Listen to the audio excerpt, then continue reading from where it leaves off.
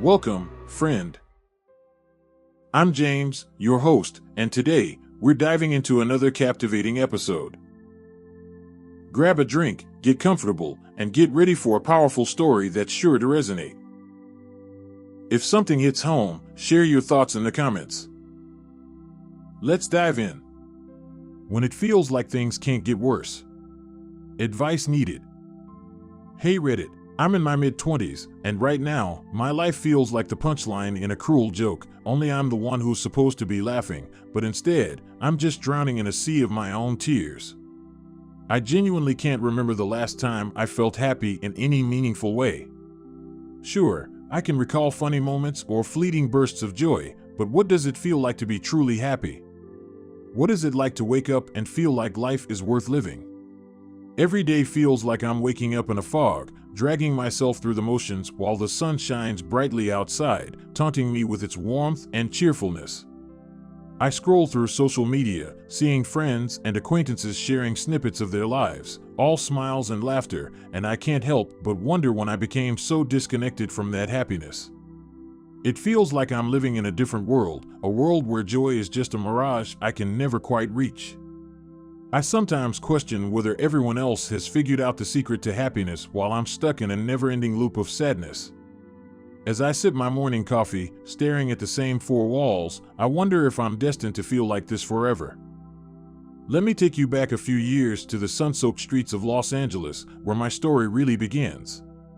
I was in a toxic relationship for 4 long years, feeling trapped in a whirlwind of emotional chaos. Picture this, a chic, cozy apartment with a view of the city, everything in my name, rent, utilities, the fancy new furniture I thought would make it feel like home. But behind those closed doors, it was a different reality. My ex was a master manipulator, cheating on me more times than I care to count, feeding me lies wrapped in charm and false promises. He had a way of making me feel special one moment and utterly worthless the next, leaving me in a constant state of confusion. One moment, he'd be showering me with affection, whispering sweet nothings in my ear, and the next, I'd catch him texting someone else late at night, the betrayal cutting deeper than any knife ever could. It felt like I was living in a twisted version of The Bachelor, where I was the only contestant who didn't know I was being played.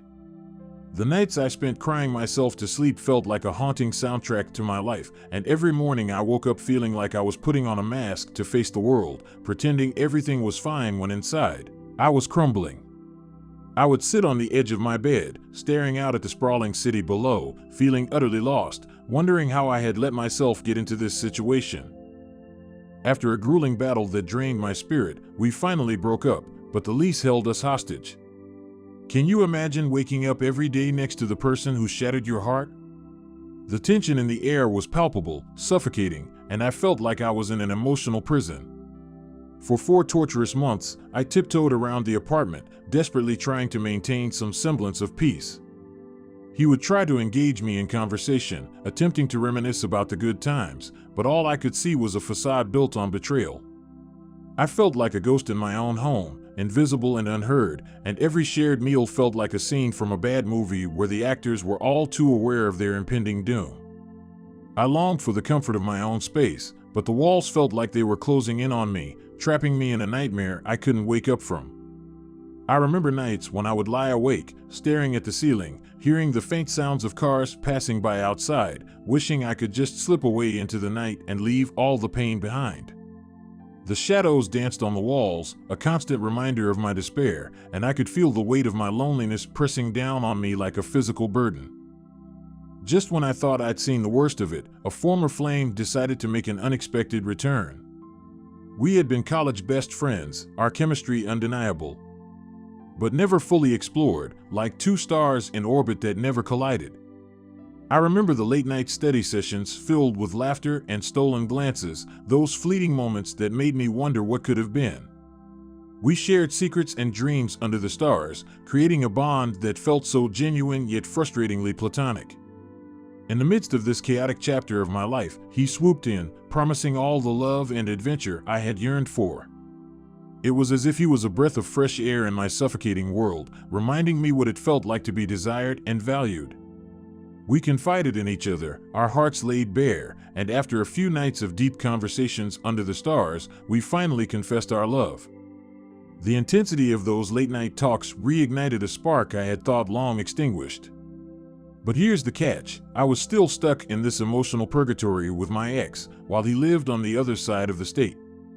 I felt torn, like a puppet with strings tangled in the past, while desperately trying to reach for a future that seemed so tantalizingly close yet impossibly far away. The dichotomy of my feelings left me reeling, questioning everything about love, loyalty, and the choices I had made.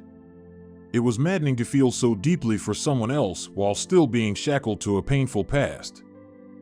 In a moment of reckless hope and longing, we decided to give it a shot. The plan was that I would be moving much closer to him once my lease ended. It felt like the universe was finally throwing me a bone, a glimmer of hope in an otherwise bleak existence.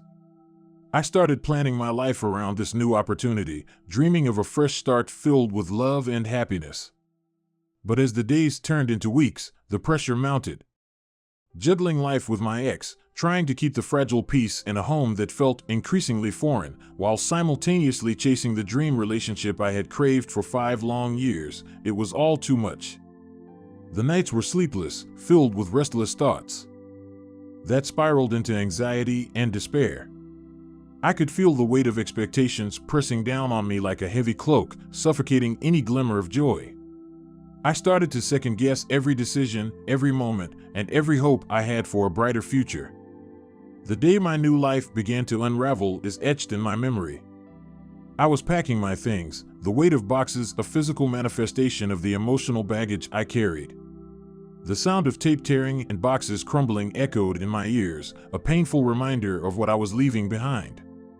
My ex tried to persuade me to stay, begging me with tears in his eyes, but my heart had already found a different path.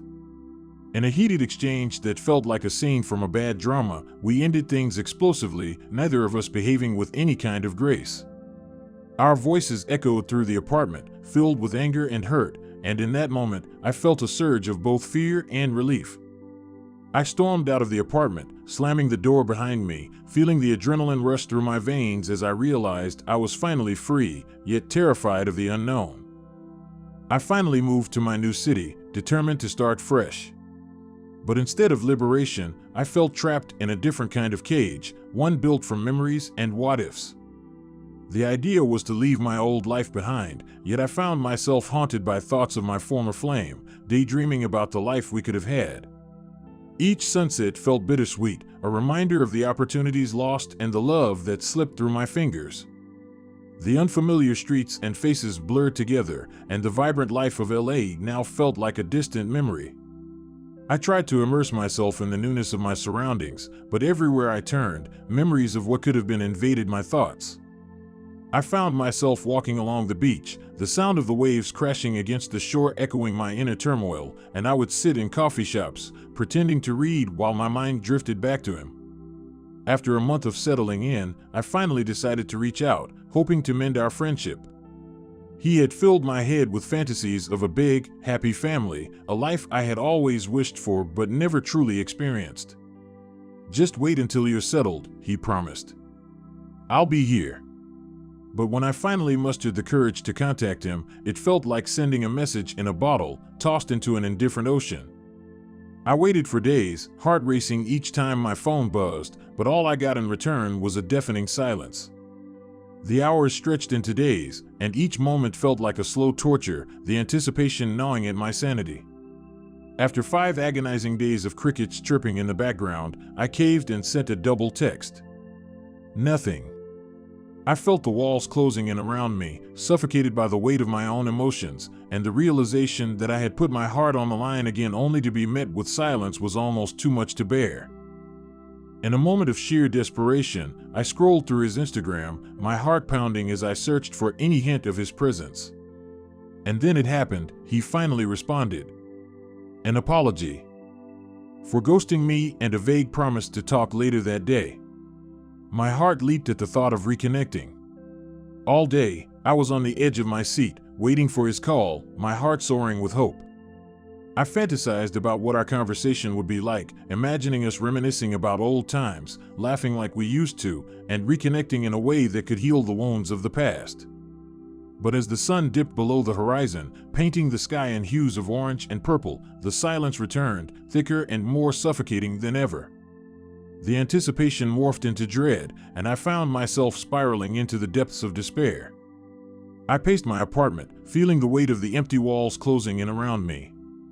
Each tick of the clock felt like a reminder of my solitude, and I could hardly breathe under the pressure of unspoken words and unresolved feelings. Later that night, I checked Instagram again, and there it was, a message that felt like a dagger to my heart. "Things ended on a bitter note," he wrote, "and I'm now in a new relationship. 3 months. 3 months after telling me I was his soulmate, 3 months after professing that he would marry me. What the actual hell?" My heart sank to my stomach, a feeling of betrayal slicing through me sharper than any knife. I reread his words over and over, searching for some hint of remorse or regret, but there was none. It was as if the connection we had shared had evaporated into thin air, leaving behind nothing but a hollow ache in my chest. My mind raced with questions. Had it all been a lie? Did he mean any of the sweet things he said, or was I just a passing phase in his life? I felt like a fool, standing on the sidelines of my own life, watching as someone who had once been my everything walked away without a backward glance. And just like that, the dream I had built up crumbled before my eyes. I was left with nothing but the remnants of what could have been, each memory a painful reminder of my broken heart. It felt like the universe had conspired against me, pulling the rug out from under my feet at the worst possible moment. The world outside continued to move, but I felt frozen in time, stuck in a moment that was both unbearable and unavoidable. I replayed our conversations in my mind, searching for clues I might have missed, desperately trying to piece together the puzzle of our short-lived relationship. I thought about all the laughter we shared, the dreams we painted together, and it felt as if I had lost not just him, but the future I had envisioned for myself. But life trudges on, a relentless march through both the good and the bad. I wasn't going to let someone who ghosted me so easily keep me up at night, though I won't pretend it didn't hurt. I still had nights filled with tears, but I was determined not to let this heartbreak define me. I tried to channel my pain into something productive, throwing myself into creative projects and new hobbies, but every effort felt futile in the face of overwhelming loneliness. I took up painting, hoping to express my emotions through vibrant colors and abstract forms, but each brushstroke felt heavy with sorrow. I joined a local book club, desperately searching for connections and friendships, yet I often found myself sitting in silence, feeling like an outsider looking in. My friends tried to pull me out of the darkness, encouraging me to explore the city and meet new people, but every attempt felt like a reminder of my isolation. Yet, despite my resolve, everything else felt like it was spiraling out of control. I was running out of money faster than I could comprehend. Job opportunities slipped through my fingers like sand, and unemployment wasn't an option. I felt like I was in a horror movie, trapped in an endless loop of loneliness and despair. I had tried to stay positive, believing that something good would eventually come my way, but as the days turned into weeks, that hope began to fade. My ex owed me $1,000, and every piece of furniture in our apartment was in my name. My financial shackles tightened every day. I felt trapped in a cycle of debts and responsibilities that only served to amplify my feelings of helplessness. I watched my bank account dwindle, and each transaction felt like a countdown to an inevitable crisis. With no family to run to and nowhere else to escape, I let my ex take the bed. I had bought an air mattress to get by, but of course, it popped without warning. Now, I was left sleeping on the floor, a cruel reminder of how quickly everything could fall apart. The cold, hard ground beneath me felt like a physical manifestation of my emotional state, barren and desolate. Each night, I curled up in a ball, hugging my pillow as if it could somehow absorb the pain I was feeling. I felt like I was sinking into a dark abyss, and every moment of discomfort was a testament to how far I had fallen from the life I once knew. I would wake up in the middle of the night, my heart racing, overwhelmed by the weight of my situation, unsure of how to navigate the uncertain waters of my life. The only solace I found was in the company of my dog, who would curl up next to me, reminding me that love still existed, even in its purest form. As time passed, I began to realize that I was fighting a battle on two fronts, one against my emotional turmoil and another against the harsh realities of life. I would sit in my tiny kitchen, staring blankly at the walls, feeling like I was living in a cage of my own making. The walls were adorned with reminders of happier times, pictures of friends and family that felt like echoes of a life I once lived.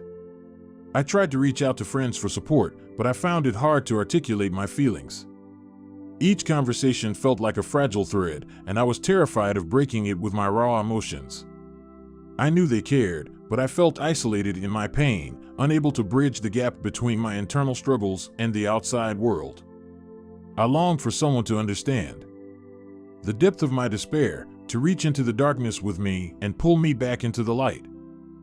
So here I am, laying bare my heart and soul on Reddit, hoping to find a glimmer of advice. What do you do when your life feels like an unending shitstorm and hope feels like a distant, fading star? I'm clinging to the hope that someone out there has faced similar struggles and can offer a perspective that might help me navigate this turbulent chapter of my life. I want to believe that there's a way forward, a path to healing and happiness, but right now, it feels like I'm wandering through a dense fog with no end in sight. If you have any words of wisdom, any stories of resilience, or simply an understanding heart, I'd love to hear them.